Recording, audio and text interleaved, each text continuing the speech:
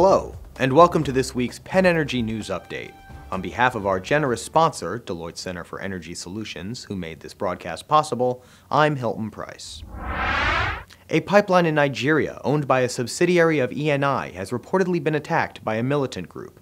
The Movement for the Emancipation of the Niger Delta is claiming responsibility for the attack.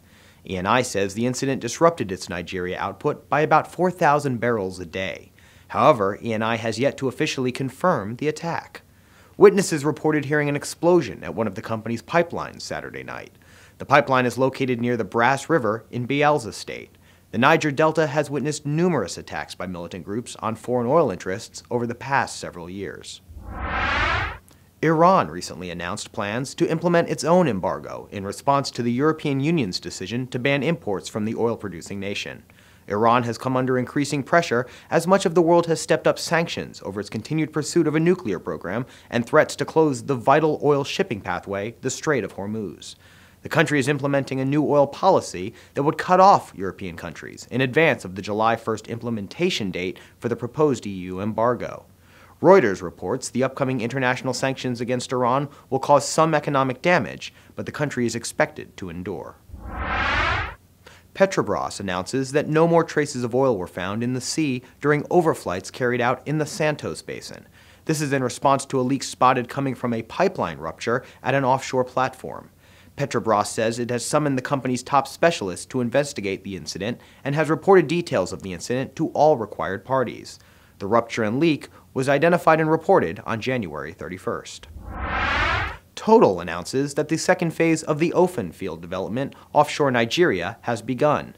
Construction and installation contracts have been awarded for Ofen Phase 2, which is scheduled to come on stream in 2014. The Ofen field is located in Oil Mining Lease 102, 65 kilometers off the Nigerian shores, in a water depth of 40 meters. Ofen Phase 2 is expected to tap into undeveloped reserves, increasing production from 30,000 barrels of oil equivalent per day to 90,000 barrels a day. The partners in OML 102 are Total Exploration Production Nigeria Limited and Nigerian National Petroleum Corporation. Prices in the global petrochemicals marketplace surged in the first month of 2012, climbing 9% to $1,270 per metric ton in January, according to the Platts Global Petrochemical Index.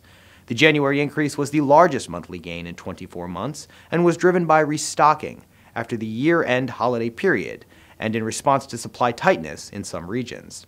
It follows a less than 1% drop in the December PGPI monthly price average to $1,161 per metric ton, and marks a 6% decline from the January 2011 average price. Petrochemicals prices traditionally rise in January, according to Platts. In fact, over the past 3 years, the largest gains of the calendar year have occurred in January. Thank you for joining us this week. For these stories and more, go to PennEnergy.com.